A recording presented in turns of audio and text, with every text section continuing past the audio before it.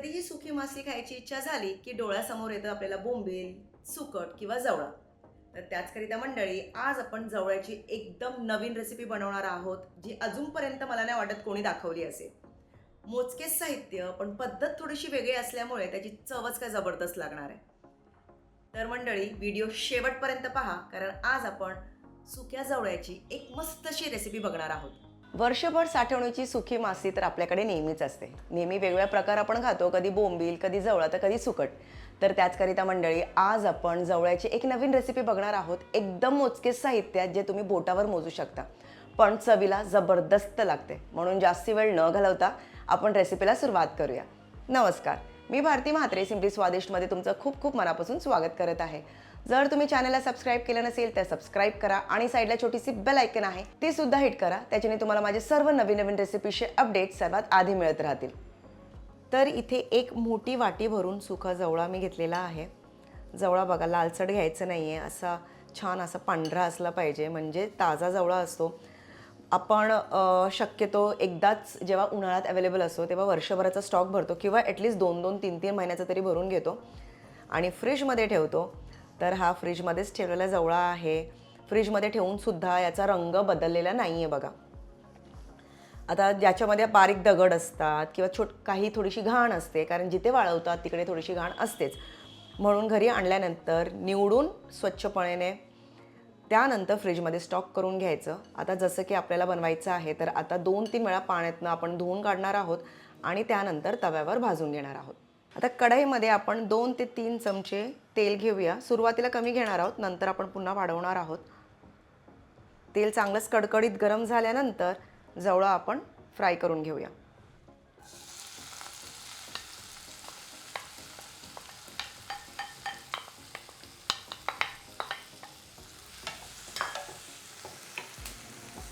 आता जवळा कुरकुरीत होण्यासाठी जेवढं याच्यामध्ये पाणी आहे ते पूर्णपणे आटलं पाहिजे. तर त्याचकरिता मंडळी लो ते मीडियम फ्लेमवर कंटिन्युअसली याच प्रकारे परतत राहा.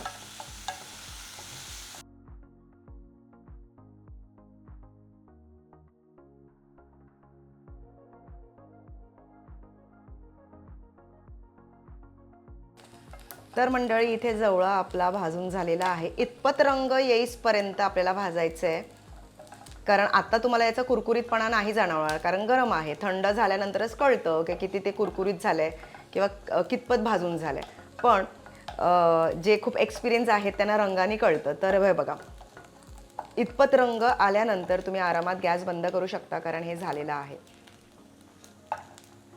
हा जवळा असाच खाऊ शकता काहीही न घालता सुद्धा, एवढा चविष्ट लागतो. मीठ वगैरेची गरज नाही आहे, का सुकी मासळीमध्ये ऑलरेडी मिठाचं प्रमाण थोडंसं जास्तीचं असतं. आता गॅस करूया बंद आणि करूया आपली नेक्स्ट स्टेप. आत्ता आपल्याला याच्यावर भाजून घ्यायचे आहेत 2 टमॅटो, हिरव्या मिरच्या. तिखट तुम्हाला किती हवी आहे त्यानुसार मिरच्या तुम्ही घेऊ शकता. मी 3च घेतल्यात, कारण मला अशी खूप जास्ती झणझणीत नको आहेत. आणि 8 ते 9 लसणाच्या पाकळ्या, कारण सुकी मासळीमध्ये लसणाचं प्रमाण थोडंसं जास्ती झालं ना की छान लागते. हे सगळं आपण भाजून घेणार आहोत. सुकी मासळीच्या भरपूरच्या रेसिपीज मी सिम्पली स्वादिष्टमध्ये दाखवलेल्या आहेत. आणि कुठलीही रेसिपी जर तुम्हाला हवी असेल तर फक्त यूट्यूबवर टाईप करा त्या रेसिपीचं नाव आणि पुढे सिम्पली स्वादिष्ट लिहा. जवळ्याची सुका जवळा आपण बनवलेला आहे. कांद्यावर कसं करायचं ते आहे, वड्या आहेत, अशा भरपूरच्या रेसिपीज आहेत मंडळी. हे बघा, अधूनमधून या प्रकारे फ्लिप करा, म्हणजे सगळ्या बाजूने व्यवस्थितपणे भाजून होईल.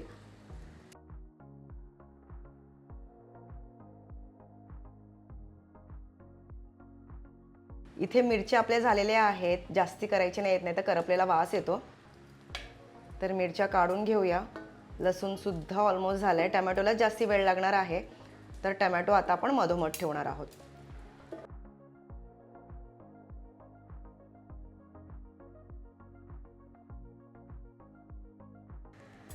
तर इथे टमॅटोसुद्धा आपले भाजून झालेले आहेत बघा. वरचं साल तर ऑलमोस्ट निघालेला आहे.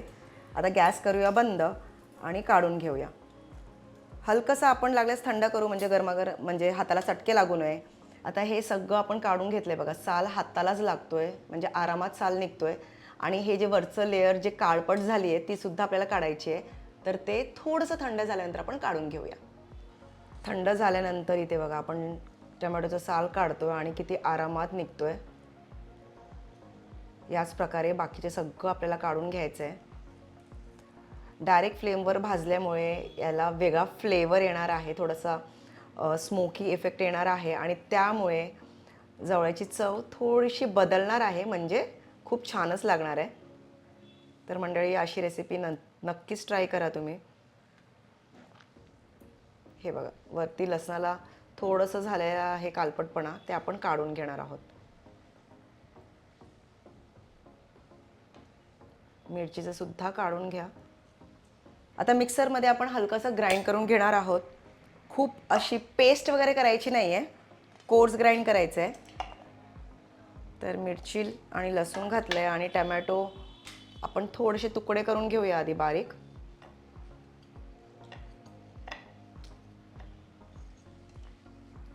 आता फक्त बंद करा, म्हणजे झाकण द्या आणि हलकंसं फिरून घेऊया. पेस्ट करायची नाही आहे आपल्याला बिलकुलही, तर एवढंच करायचं आहे.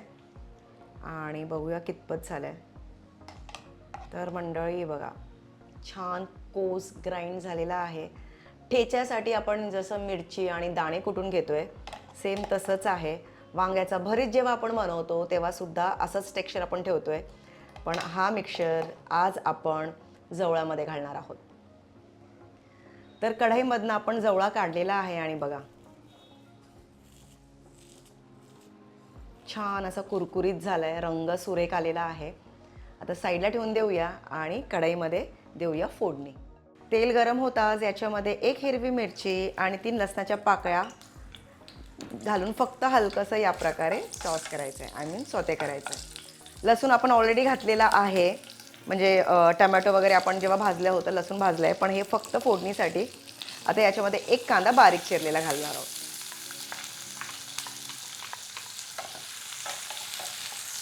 कांदा हलकंसं मऊ होईपर्यंत आपल्याला परतायचं आहे.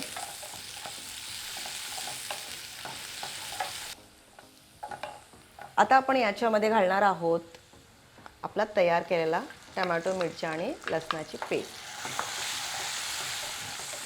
छानपैकी परतून घ्या. हलकंसं आपल्याला फक्त अर्धा ते 1 मिनिट परतून घ्यायचं आहे, कारण ऑलरेडी आपण हे सगळं भाजून घेतलेलं आहे. मसाला हळद वगैरे काहीच याच्यामध्ये घालायचं नाही आहे. थोडंसं मीठ घालणार आहोत.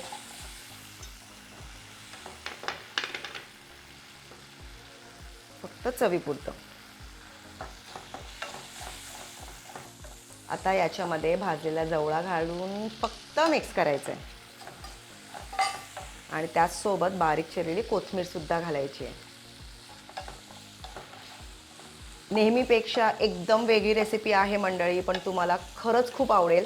तर एकदा तरी नक्कीच ट्राय करा, त्याच्याने तुम्हाला कळेल का मसाल्याशिवाय सुद्धा सुकी मासली खूप छानपैकी आपण बनवू शकतो. हे बघा फक्त मिक्स करा आणि आता करा गॅस बंद. भाकरीसोबत अप्रतिम लागते.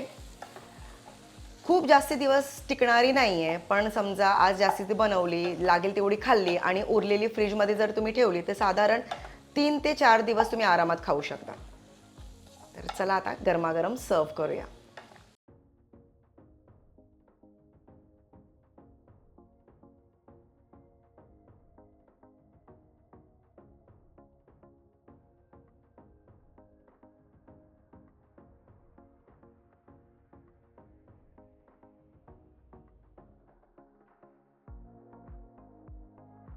तर मंडळी आय होप तुम्हाला आजची या जवळाची रेसिपी आवडली असेल. नेहमीपेक्षा थोडीशी वेगळी आहे, पण चवीला जबरदस्त लागते.